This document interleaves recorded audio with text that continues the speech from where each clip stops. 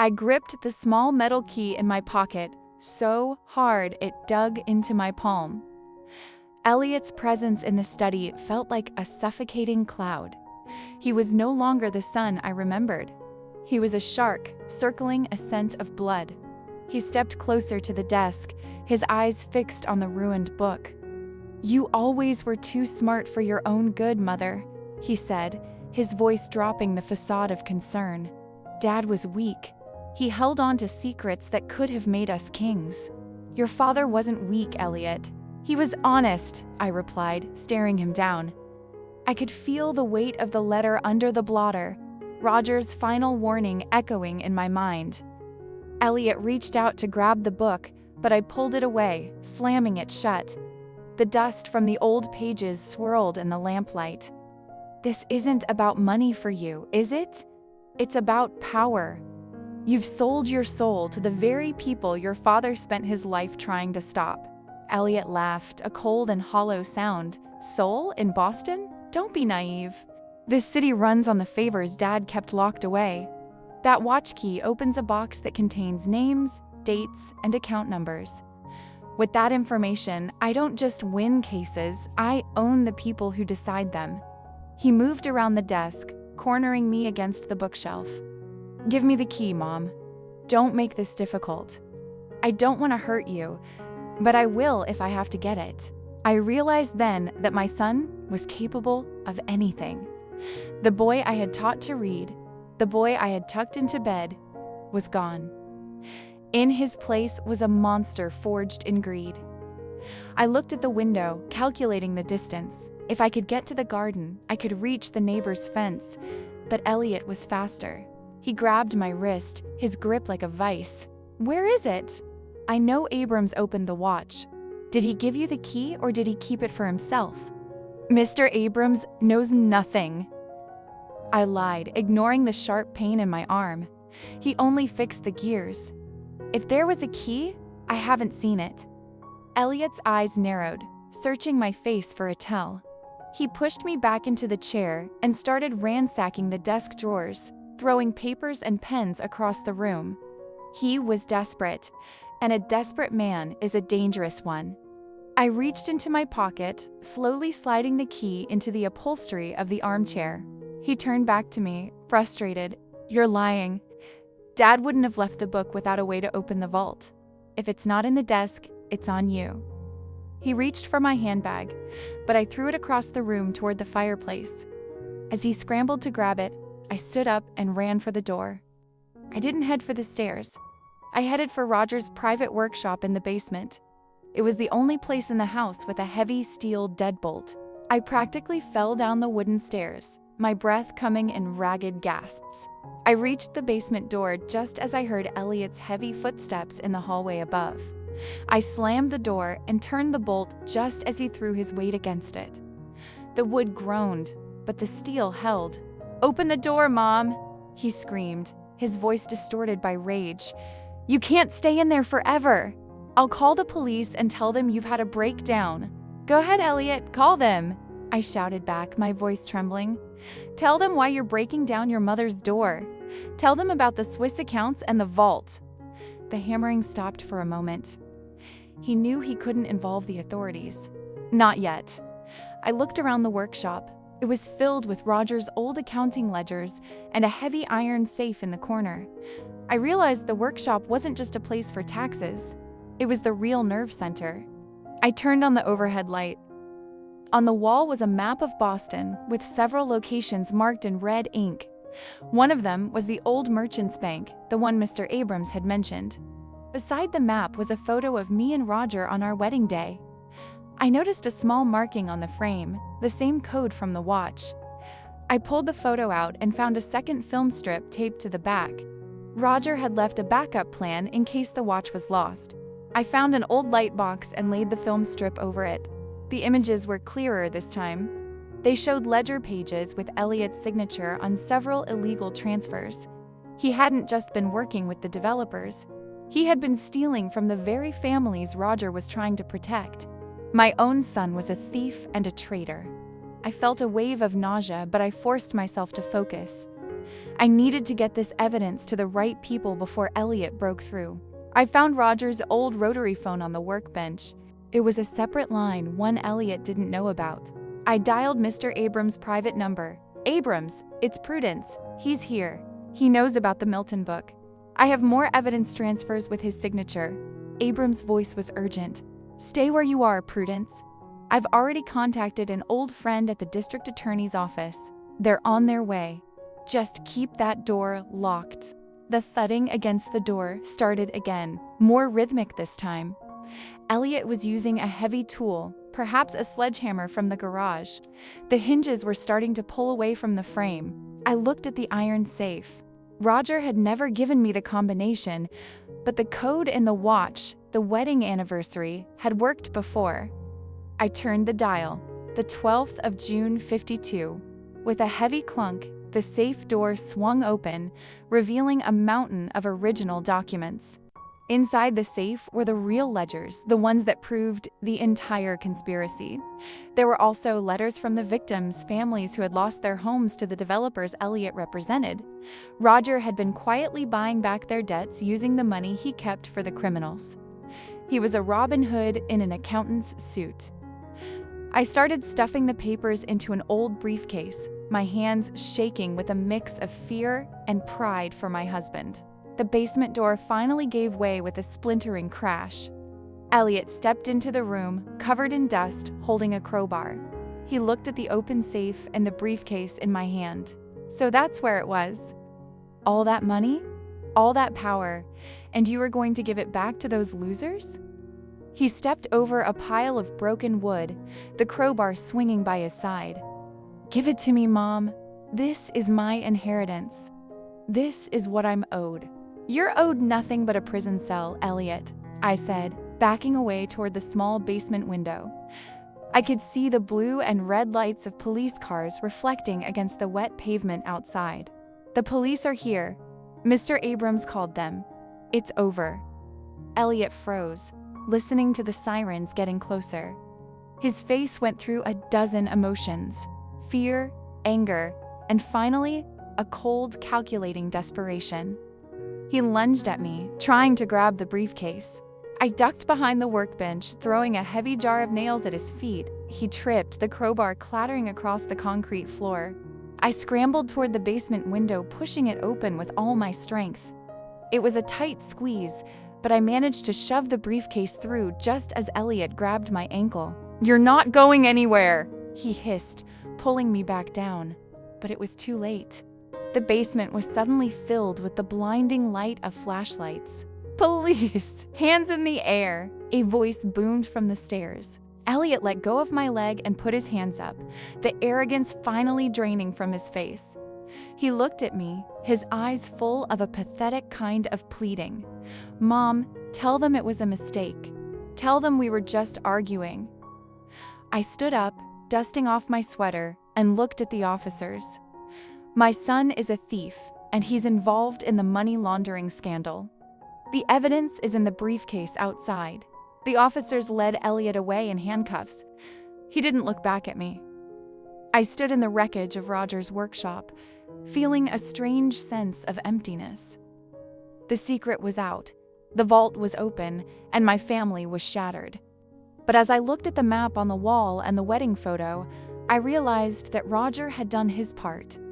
He had kept the light burning in the darkness, and now it was my turn to finish what he had started a long time ago.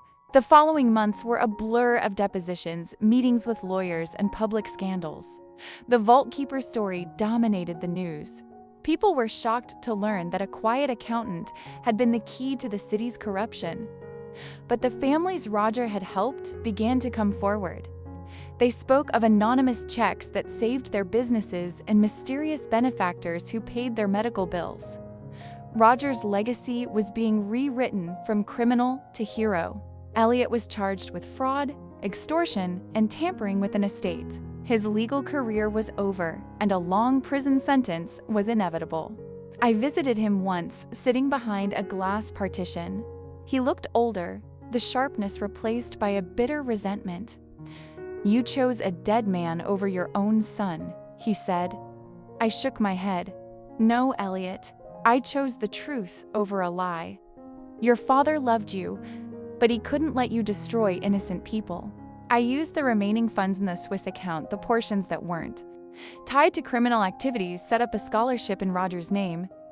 It was for students who wanted to study ethics and finance and law. I wanted to make sure that another Elliot wouldn't be created by the same system.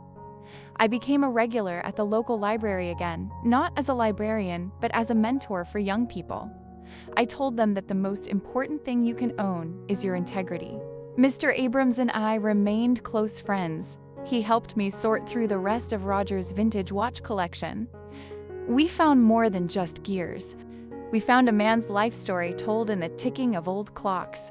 Every watch had a memory, a moment in time where Roger had tried to do the right thing. I realized that the watch hadn't just stopped when he died. It had fulfilled its purpose. It had brought the truth to light when I needed it most. One afternoon, I went back to the old park where Roger and I used to walk. I sat on our favorite bench, feeling the warmth of the autumn sun on my face. I looked at the vintage Omega on my wrist. It was ticking perfectly now, the rhythm steady and true. I felt Roger's presence beside me, a silent approval for the path I had taken. I was 72, a widow, and a survivor. I had lost a son to greed, but I had found my own voice in the process. The developers were eventually convicted, and the vault was officially closed. The money was returned to the city and the victims. I received a letter from a woman whose family had been saved by Roger's intervention years ago. He was our guardian angel, she wrote. We never knew his name, but we felt his kindness. I kept that letter in the Paradise Lost book, which I had carefully repaired. It was a new chapter in a story that had finally ended. I decided to sell the big house in Beacon Hill. It was too full of memories, both good and bad. I moved into a smaller apartment near the public garden where I could see the swan boats every morning. I filled it with books, plants, and Roger's clocks. The constant ticking wasn't annoying anymore. It was a comfort. It reminded me that time moves forward and that every second is an opportunity to be honest and kind to everyone we meet. My grandchildren from Elliot's first marriage, whom he had kept away from me for years, finally reached out. They wanted to know the truth about their grandfather. I sat them down and told them the whole story, not skipping the parts about their father's mistakes. I wanted them to understand that you are not defined by your parents' choices, but by your own. They looked at the watch, fascinated by the secret key, and I saw a spark of Roger's curiosity in them. I am now 75, and my hair is a soft cloud of white. I spend my days writing my own memoirs, titled The Vault Keeper's Wife. I want people to know that it's never too late to stand up for what's right, even if it's against the people you love. I have found a new kind of peace, one that isn't built on secrets, but on the solid ground of the truth. I am Prudence, and I have lived a life that is finally, truly, and gloriously my own. Every year on the anniversary of Roger's death, I visit his grave. I bring a small bouquet of blue hydrangeas, his favorite. I sit and talk to him for a while, telling him about the foundation and the grandkids. I always wind the vintage Omega watch while I'm there, listening to the tiny clicks. We did it, Roger, I whisper. The clock is still ticking.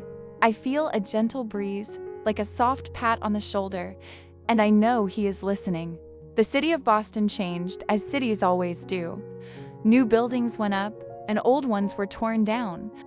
But the story of the Vault Keeper remained a local legend. It was a reminder that even the most invisible person can have a massive impact on the world. I am proud to be a part of that legend, not as a victim, but as the woman who held the key. I have learned that justice isn't just about punishment. It's about restoring the balance of the world. I recently went back to Mr. Abrams' shop. He's retired now, but his son has taken over the business. We sat in the back room with a pot of tea, surrounded by the ghosts of 1,000 clocks. Your husband was a good man, Prudence, he said. I smiled, looking at the vintage watch on my wrist. Yes, he was. And he was a great accountant, too. We laughed, the sound mingling with the steady tick-tock of the shop. I was finally, truly at home. The foundation I started began to fund investigative journalism as well. I realized that the vault was only one of many hidden in the city. I wanted to help others find the keys to their own truths. I met young reporters who were as relentless as I had been, and it gave me hope for the future. We were building a network of light, a way to ensure that the darkness would never have a place to hide again. I was a grandmother to a revolution. I received a letter from Elliot from prison. It wasn't an apology, not yet, but he asked for a copy of the Milton book. He said he wanted to reread it. I sent it to him along with a note. The truth is in the pages, Elliot, not the spine. I don't know if he will ever truly change, but I have to believe that the seeds of Roger's honesty are still somewhere inside him. I have learned to hope for the impossible while staying grounded in the reality. My apartment became a hub for the survivors' families. They would come over for tea and share their progress. We became a chosen family, bound by a shared history of loss and recovery. I saw children who had grown up in stable homes because of Roger's secret work, and it made every struggle worth it.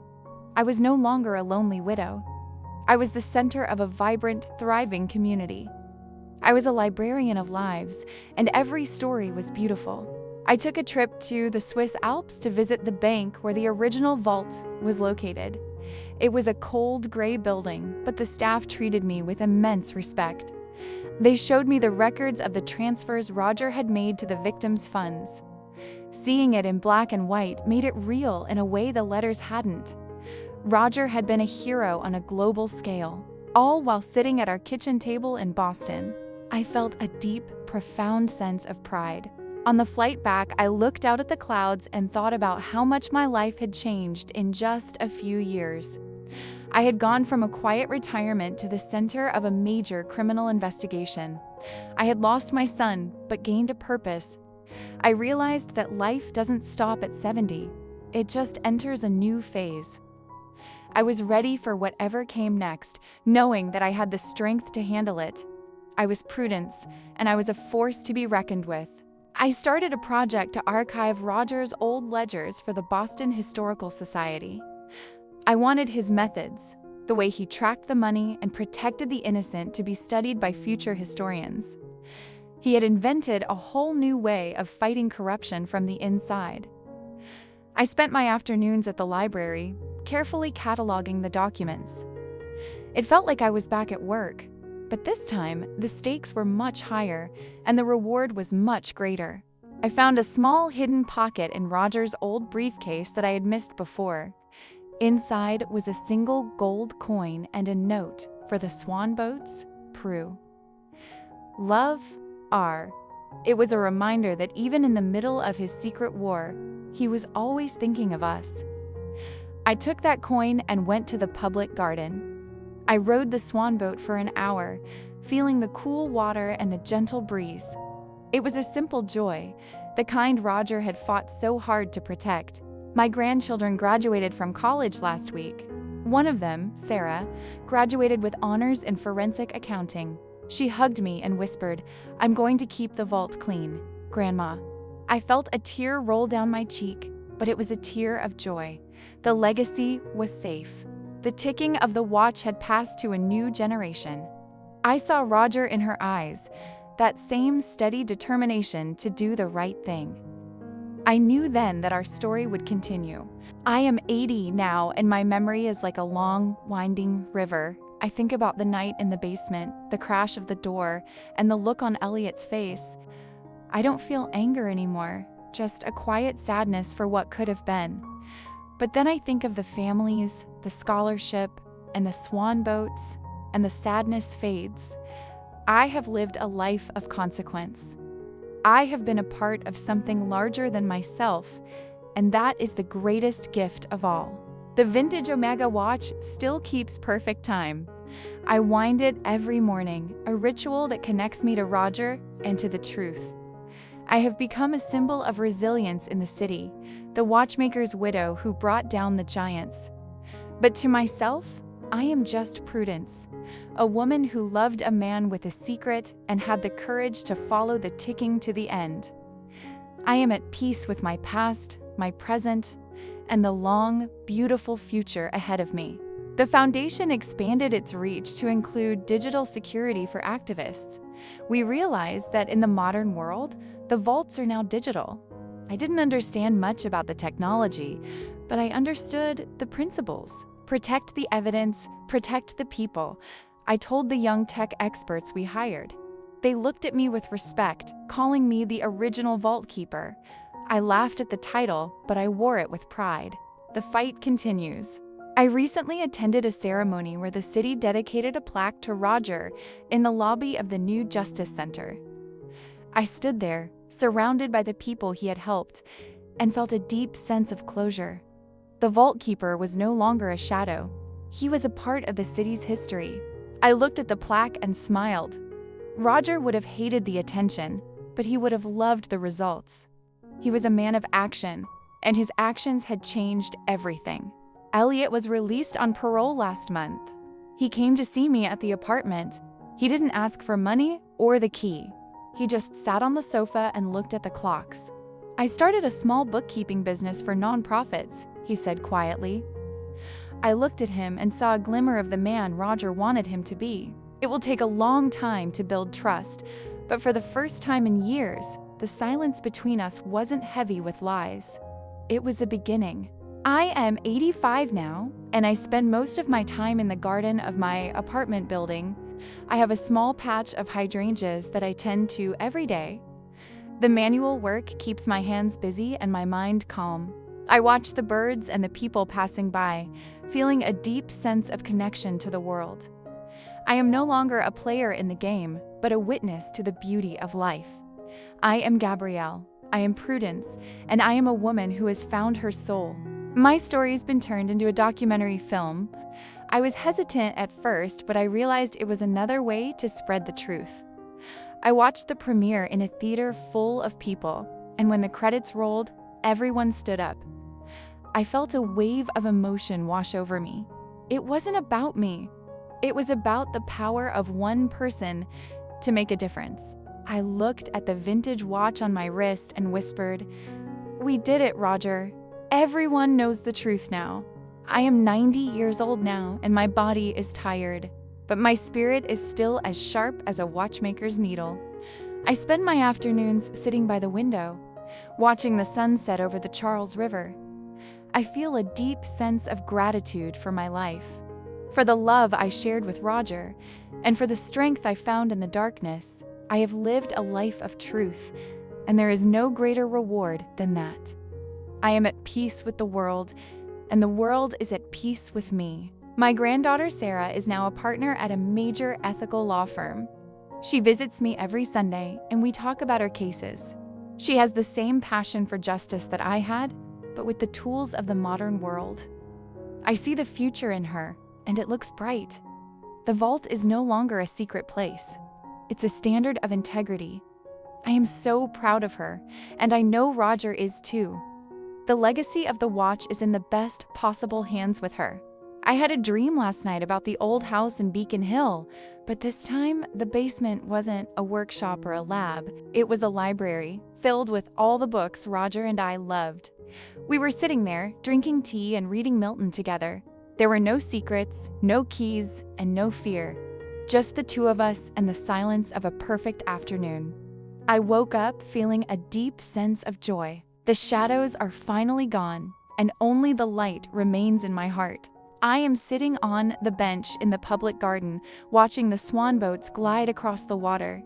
The sun is warm on my face, and the air is filled with the scent of blooming flowers. I feel a deep sense of belonging, a sense that I am exactly where I am supposed to be.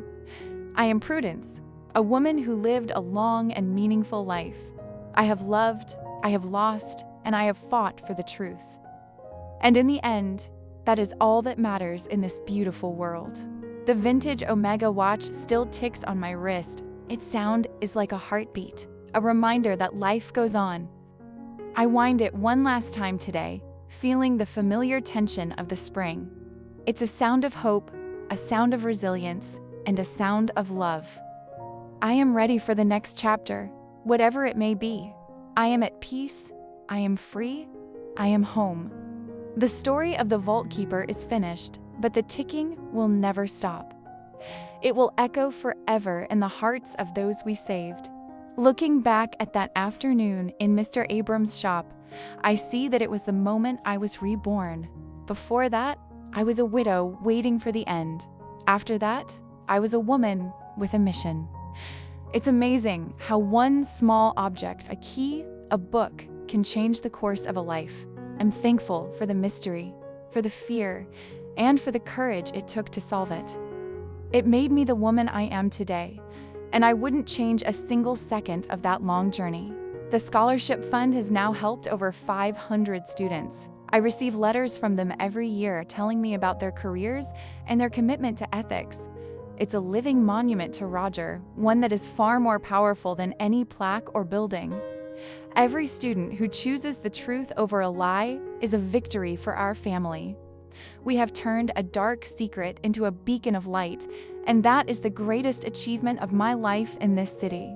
I recently found an old photo of Elliot as a child, building a clock with his father. They both looked so happy, so focused. It reminded me that there was a time before the greed took over. I sent the photo to Elliot in a letter. He replied, "I remember that day. It was the only time I felt like I could understand him.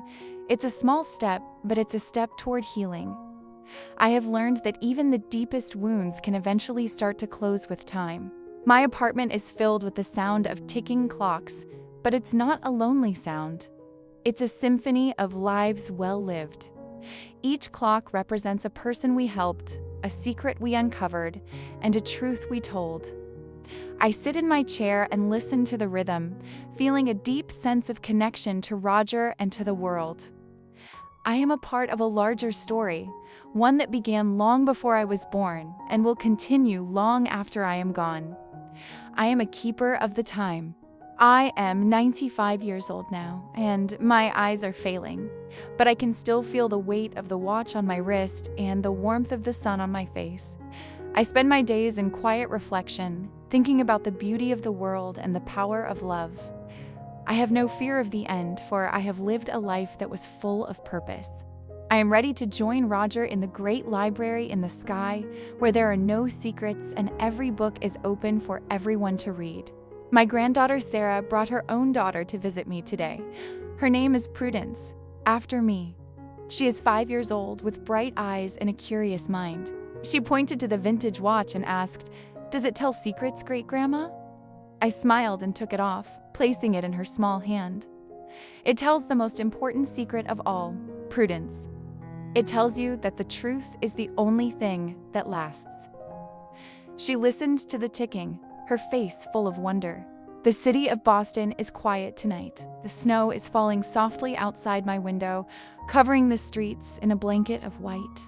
I feel a deep sense of peace, a sense that everything is as it should be. I am Prudence, a woman who lived a life of consequence. I have loved, I have fought, and I have won. I am ready for the final sleep, knowing that the vault is safe and the truth is out. I am finally, truly, and gloriously at rest in my own heart. I close my eyes and hear the ticking of the Omega watch. It sounds like Roger's footsteps in the hallway, coming home after a long day. I feel his hand on mine, steady and warm. "You did well, Prue," he whispers. "You held the key." I smile in my sleep, feeling a wave of love wash over me. The war is over. The secrets are gone. There is only the light, the truth, and the eternal ticking of the universe. I am home. I am finally, truly home with my love. My final thought is for anyone who finds themselves holding a secret key. Do not be afraid of what it opens. The truth may be painful, but the lie is a poison that will destroy you. Have the courage to follow the ticking, even if it leads you into the darkness. For it is only in the darkness that you will find the light. I am Prudence, and I have found the light, and it is more beautiful than I ever could have imagined in my wildest dreams of the future. The sun is rising now, painting the sky in shades of gold and blue. It's a new day, a new beginning. I am a part of the morning, a part of the wind, and a part of the truth. I am free. I am glorious. I am complete. The story of the Vault Keeper has reached its end, but the light we created will shine forever. I am at peace. I am home. And the watch continues to tick, a silent witness to the beauty of a life well lived in the service of the truth.